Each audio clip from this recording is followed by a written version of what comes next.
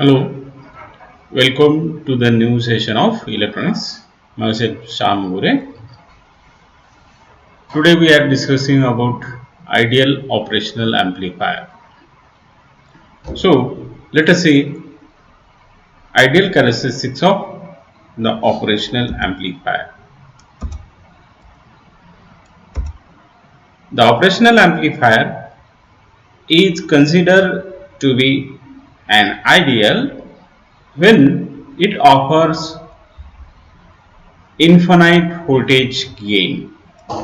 Infinite voltage gain means the very large gain of the operational amplifier, and the infinite gain is required for the operational amplifier means which can amplify the any weak signal which can be amplified by the operational amplifier. If the amplifier having the large gain means we can say that it can amplify any weak signal. Okay. Second is infinite input impedance. Input impedance of the operational amplifier means the input resistance of the operational amplifier. If the input impedance of the operational amplifier is infinite, then we can say that it can handle the any signal.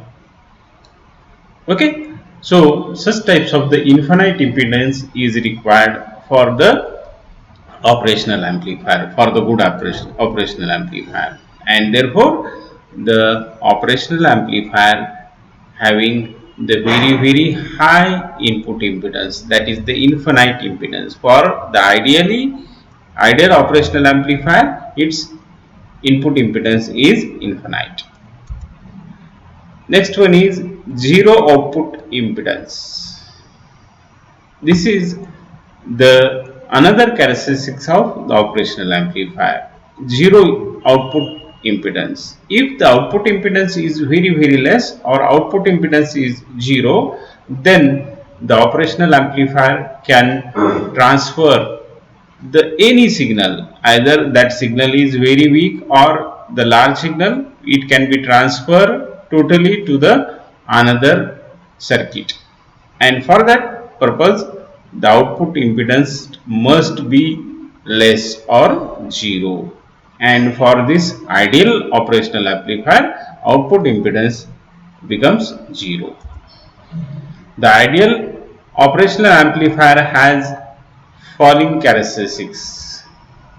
The voltage gain is infinity, that is the AV is equal to the infinity.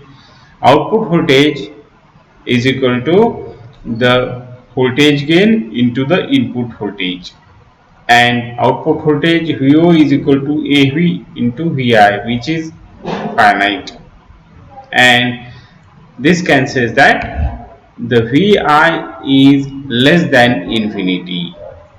As the voltage gain is infinity, it requires the input voltage is equal to 0. Actually, the gain is equal to output voltage divided by input voltage, and if the input voltage is equal to the 0, then we get the infinite gain. Okay, the input resistance is infinity when the circuit is open, and here if the input impedance or input resistance is infinity, then the no current enter to the input terminal of the operational amplifier. Therefore, we can say that the input current, that is the I1 and I2 is equal to 0. I1 is equal to 0, I2 is equal to 0. Okay, when the input resistance is very large on infinity, then the no current enter to the operational amplifier through the input terminals, and the output resistance is equal to the 0 when V1 is equal to V2 or VO is equal to 0. This means this offers the offset voltage. The bandwidth is infinity. For the operational amplifier, bandwidth of the operational amplifier is infinity, and here the bandwidth is related to the frequency response of the operational amplifier. And if the bandwidth is infinity, then the operational amplifier can work or can respond equally for the all frequencies. Means it can respond very well for the low frequency, very low frequency. Similarly, for very high frequency, means operational amplifier can respond to the all frequencies equally. Generally, what's happen if we see some amplifier works for the low frequency, some amplifier work for the mid frequency, some amplifier work for the high frequency, but the no amplifier can works for the all frequencies, that is the low frequency, mid frequency and high frequency. But the ideal operational amplifier can be work or can be respond equally for the low frequency, mid frequency and high frequency, and this is the very important characteristics for the frequency related.